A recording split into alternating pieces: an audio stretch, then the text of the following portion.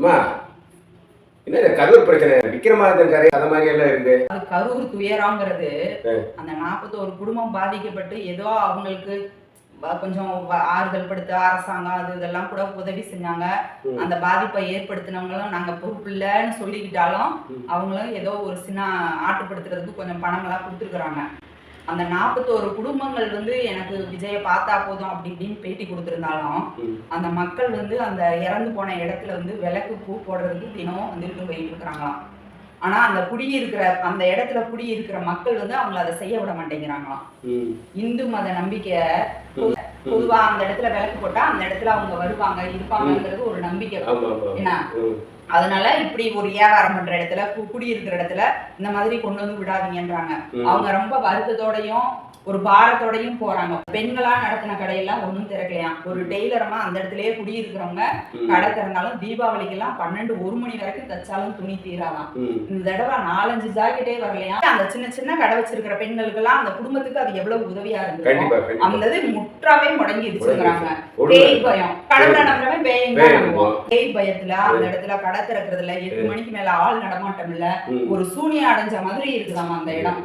தன்னுடைய ஷூட்டிங்காக வேண்டியே அதெல்லாம் செட்டப் பண்ணி பெரியார் என்ன சொன்னாரு, நானே சொன்னாலும் யார் சொன்னாலும் ஏன் எதுக்குன்னு உன்னோட அறிவை கொண்டு சிந்தி அதை நீ இது பண்ணு அப்படின்னு. வள்ளுவர் என்ன சொன்னாரு, எப்பொருள் யார் யார் வாய் கேட்பினும் அப்பொருள் மெய்ப்பொருள் காண்பதுதான் அறிவுன்னு சொன்னாரு. நான் இப்ப ஒரு 2 குழந்தைங்கள்ட்ட பேசினேன். ஒரு இடத்துல கரூர்ல இருந்து வந்திருந்தாங்க, 13-14 வயசு பிள்ளைங்க. அந்த பிள்ளைங்க சொல்ற கதையை கேட்டா அப்ப சின்ன குழந்தைங்கள்ட்ட என்ன மாதிரி அந்த செய்தி விஷம் விஷம் ஏன்னா பசுமரத்தாணின்னு சொல்றாங்க இல்லையா, சின்ன வயசுல அப்படியே இருக்கும்.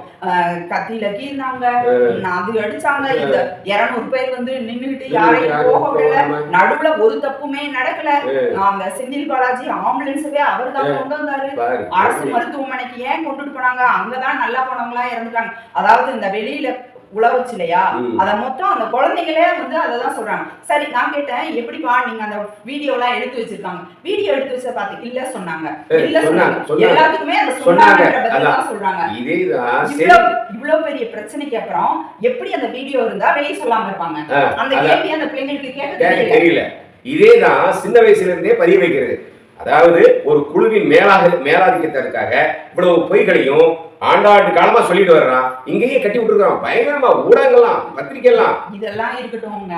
அதாவது நிஜமா அந்த மக்கள் வாழ்க்கை நல்லபடியா இருக்கணும்னா கண்டிப்பாக ஒரு கவுன்சிலிங் தொடர்ந்து கொஞ்சம் செஞ்சு ஆகணும். மொத்தமா 41 உயிர் பறிபயிருக்கு துள்ள துடிக்கனா அது ஒரு பயம் இருக்கும். உழைக்கும் உறவுகளே நம்ம தான் யோசிக்கணும். நன்றி, வணக்கம்.